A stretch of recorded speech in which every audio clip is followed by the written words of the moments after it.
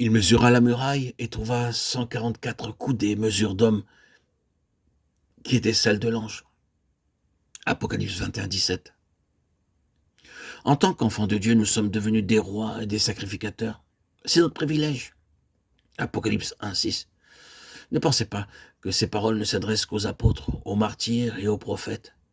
Elles sont pour chacun.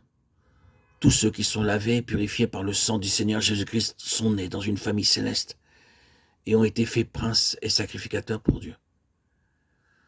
Par l'héritage, vous avez un avenir. Si vous êtes nés dans la famille royale de Dieu, vous savez qu'un jour, vous régnerez pour toujours dans son royaume et vous êtes préparés en vue de cela. Pour finir, nous sommes choisis pour être l'héritage de Dieu même. Notre Père céleste nous aime d'un amour éternel. C'est notre héritage céleste. Jouissons de son amour dans sa plénitude, l'amour du Père céleste, de l'ami et de l'époux. Mais il aspire aussi à se satisfaire en nous. Comment l'aimons-nous? Hélas, combien souvent nous avons honte de notre héritage céleste et de notre Père céleste. Hélas, bien des croyants ont honte d'appartenir au Seigneur Jésus-Christ comme leur sauveur personnel.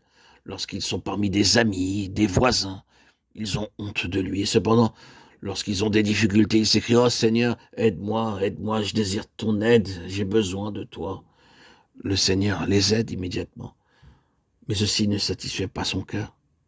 Il désire que nous soyons parfaitement un avec lui, pleinement possédés par lui pour être pour lui comme l'épouse pour son époux. Ceci est notre héritage céleste et le sien. Frères et sœurs en Christ, chers amis, auditeurs, auditrices, que le Seigneur nous accorde une plus profonde inspiration pour ce glorieux héritage et une véritable compréhension de sa signification. Jésus leur répondit, parce qu'il vous a été donné de connaître les mystères du royaume des cieux et que cela ne leur a pas été donné. Matthieu 13, 11. Abraham est appelé l'ami de Dieu à 3 reprises dans la parole de Dieu. Ésaïe 41, 8. 2 Chroniques 27, Jacques 2, 23.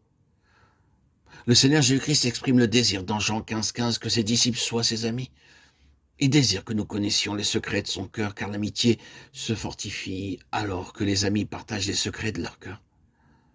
Dans Genèse 18, 17, Dieu déclara avant qu'il ne détruise Sodome et Gomorrhe, « Comment puis-je cacher ce secret à mon ami Abraham ?»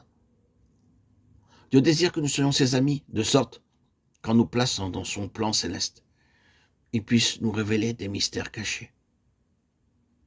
À cause de la communion dont nous jouissons avec Dieu, Matthieu 13, 17, il désire que les choses cachées aux sages et aux intelligents nous soient révélées. Dans 1 Pierre 1, 12, ces choses dans lesquelles les anges désirent plonger leur regard parlent des mystères qui sont cachés aux anges, aux prophètes et aux grands hommes de Dieu, mais qui pourtant sont révélés à ceux qui deviennent les amis du Seigneur Jésus-Christ.